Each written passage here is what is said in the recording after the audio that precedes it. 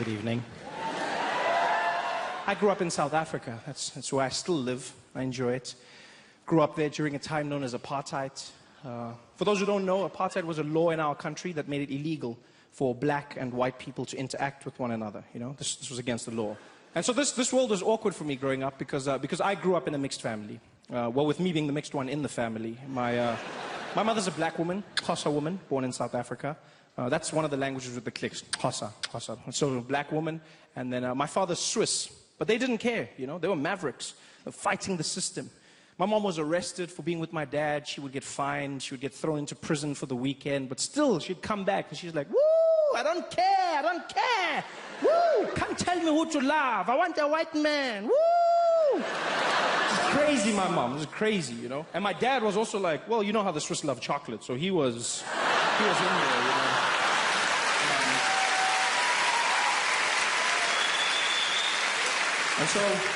And so they got together and they had me, which was illegal. So I was born a crime, which is something I don't think they ever thought through, because as a family we couldn't live together, you know? Like in the streets we couldn't even be seen together.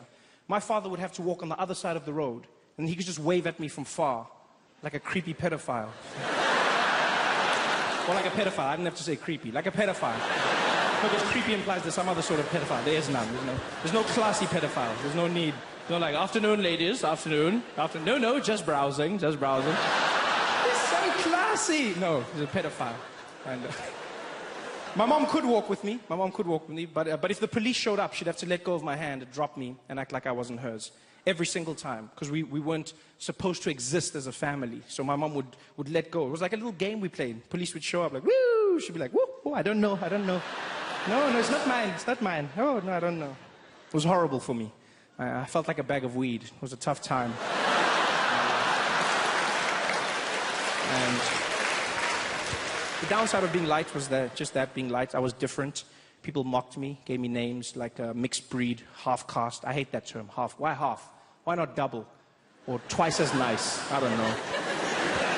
People give you weird names. I just wanted a cool name, you know? I wanted to be black, to be honest. That's all I ever wanted. Especially since one day growing up, I met an American. And he was shocked that in South Africa we had all these titles. And he said to me, well, you know, Trevor, if you go out to America, they'll label you as black. And I said, really? He was like, oh, hell yeah. Yeah, buddy, everybody's black out there, yeah. You'd be super black. Oh, well, that sounds good to me. Super black. Yeah. And I made a choice. It's like, first chance I get, I go out to America, I'm going to get a piece of that black. And I did, boarded a flight. It was an 18-hour journey, Johannesburg to New York. I didn't sleep a wink. I just sat there in my chair like a madman, watching every single black American movie I could find. Just sitting there, going crazy, practicing, like, yeah, you know what I mean, yeah. King Kong ain't got shit on me, yeah. Sorry? Oh, the chicken, please, the chicken, thank you. No, that's fine, thank you. Yeah, put it in your mouth, yeah. 18 hours of flying, 18 hours of practice. I landed in New York and I was fluent in my black American. For shizzle my nizzle. Everything. I had the walk, I had the talk. I was so black, I was even laughing. I was like, ha, ha, ha, ha, ha, yeah, ha, ha. Oh, my man. Oh, this you? Ha, ha. That for me is the coolest thing in the world. Black Americans are so cool and confident. They'll make you feel good about yourself just by asking if you are you. It's magic. They just walk up to me like, hey, yo, this you? No, for real, man, this you? And you'll be like, yeah, I think it is, yeah.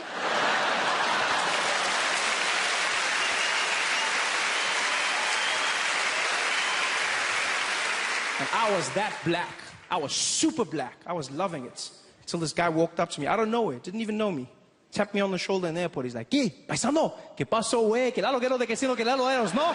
Ya llegamos, papi, ya llegamos. I said, what? You talking to me? He said, yeah, I'm talking to you, man. I'm just saying, we made it, baby. We made it, eh? And now that we're here, our kind, we gotta stick together, hombre. Our kind. 18 hours of flying and I wasn't black. I was Mexican.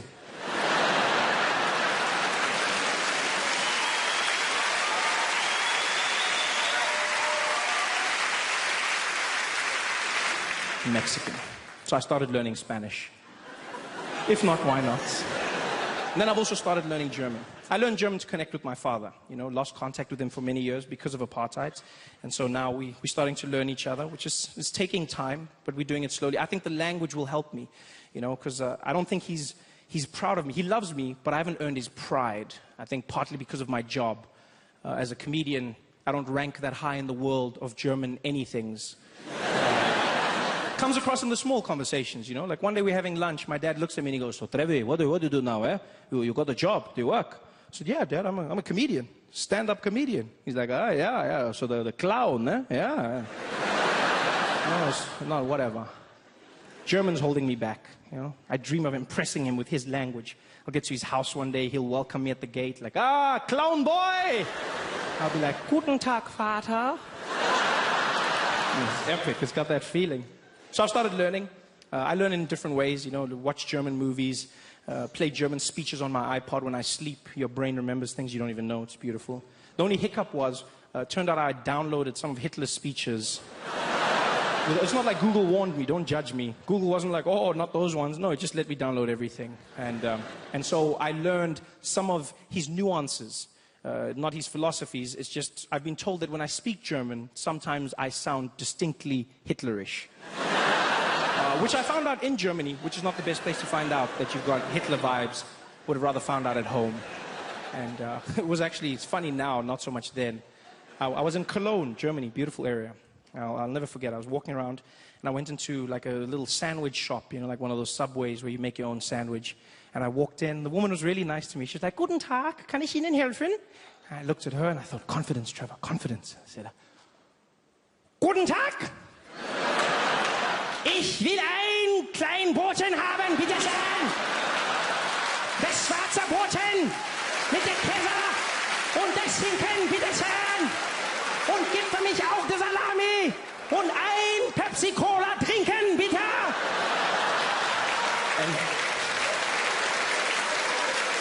And she shut herself. I'll never forget the look in her face. She went pale. She looked me straight in the eye and she said, "Der schwarze Hitler!" Which means the black Hitler. I was so happy. Yeah, because she said Hitler, but at least she said I was black. You guys have been fantastic. Thanks for having me.